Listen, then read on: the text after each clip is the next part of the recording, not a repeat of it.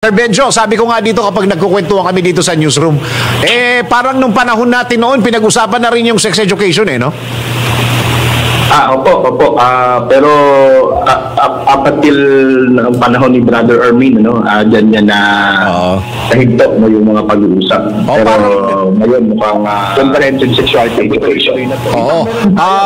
Kayo ba na pag-uusapan po ninyo mga teacher, handa na ho ba tayo dito? Siguro, tama rin naman na kailangan din ng parang special training para sa mga teachers natin dahil sila talaga ang tatayo din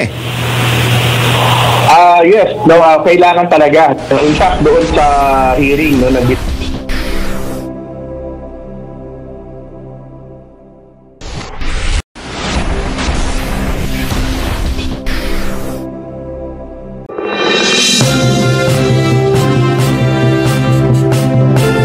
Nasa linya po natin ang chairman po ng Teachers Dignity Coalition, Chairman Benjo Basas. Chairman, magandang araw po.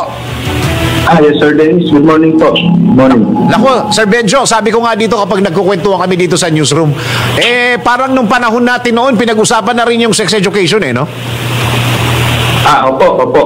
Pero up until ng panahon ni Brother Ermin, dyan yan na nahigto mo yung mga pag-uusap. Pero ngayon mukhang tuloy-tuloy na to. In fact, meron na tayong tinatawag po natin na comprehensive sexuality education na integrated dahil doon nga sa isa ng RH law o yung reproductive sa RH law.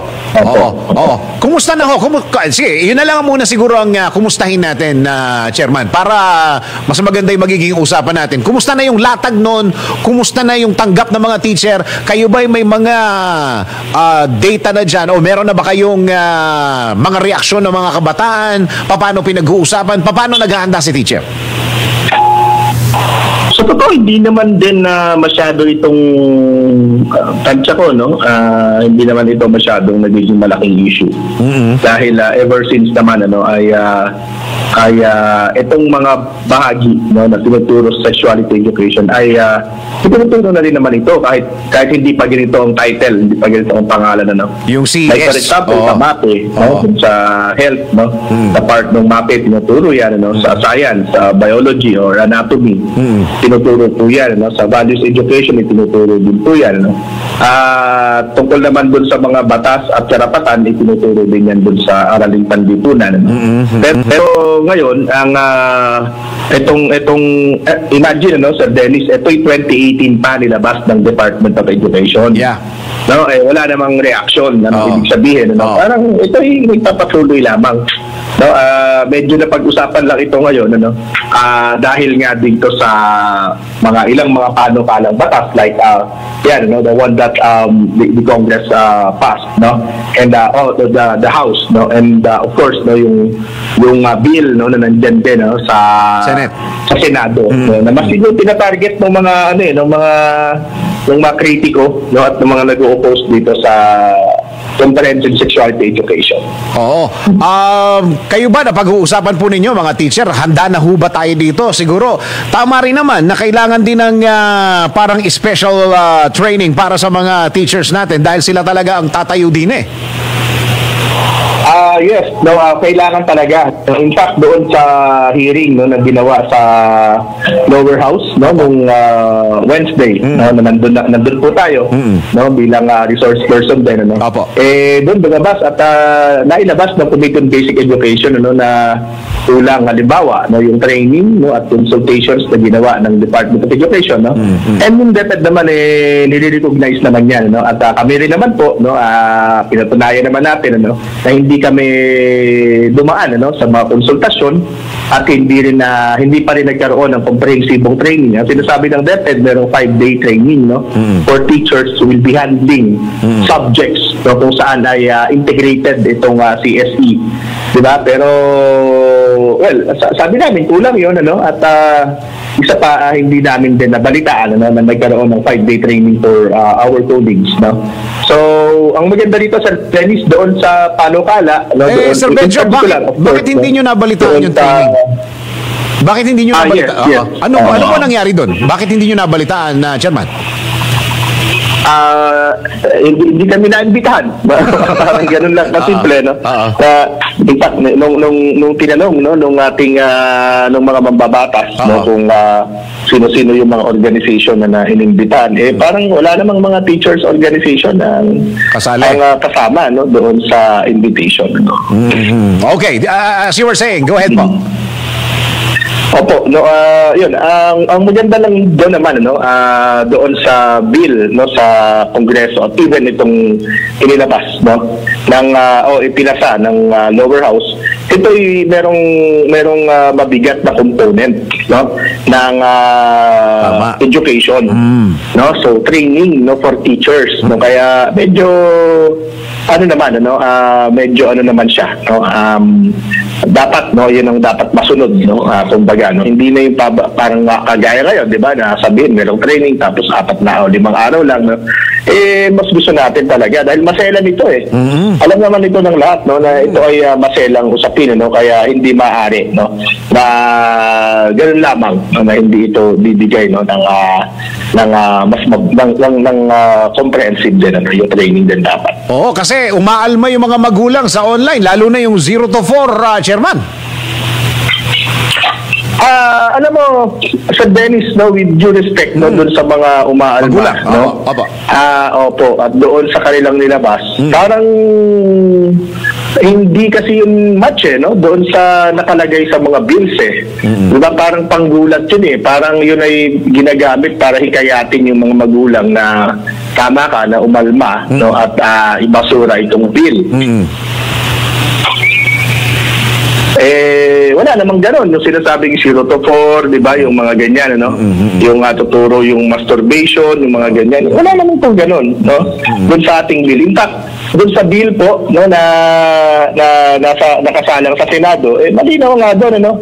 Na dapat ito ay nagbibigay pa talaga, no, nung tinatawag po natin, ano, na consideration doon sa religious, cultural, no, na mga usapin, no, at age and development appropriate siya.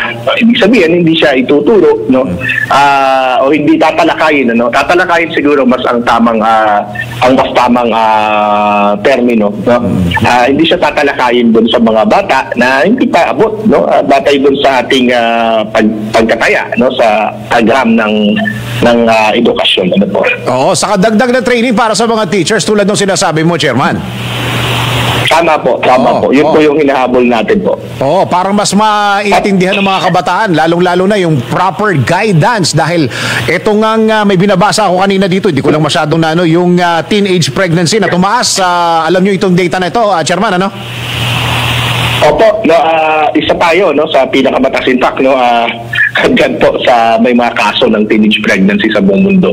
Kaya yan yung isa sa mga dahilan, no, kung bakit po, no, ito ay sinusulong, no, na kasi yun nga, no, perceived, no, na dito sa ating bansa dahil parang tabu ito, no, parang hindi na pag-uusapan, no. So kailangan po, no, na magkaroon po tayo talaga, no, nung formal, no, na sistema para po ito ay mapigilan, ano po. Opo, saka siguro po since nasa Senado naman ito pinag-uusapan, mas maganda rin na mas maraming umattend ng inquiry o kaya ng hearing o kaya ng session para mas lumawak pa yung konsultasyon, Chairman.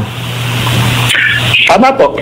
No, yan naman po ang dapat, no, at sana, no, ay mas malawak din, ano, yung ibibigay po, no, na invitation sa lahat ng mga interest groups, no.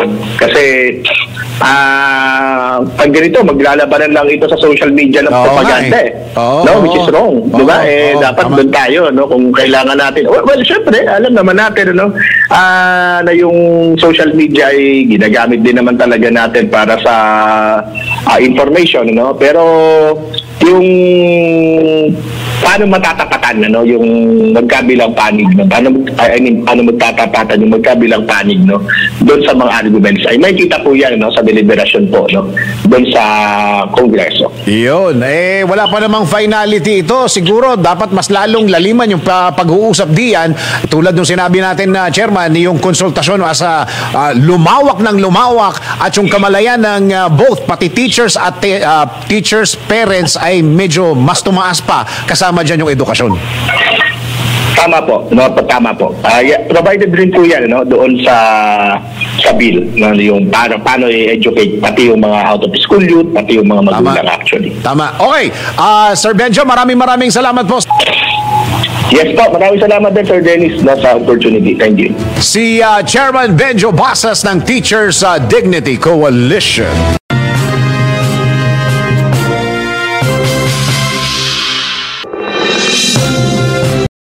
Kung meron man kayong mga komento tungkol sa mga isyong ito, maaari kayong magbigay ng mga reaksyon sa comment section na makikita sa ibaba ng bidyong ito.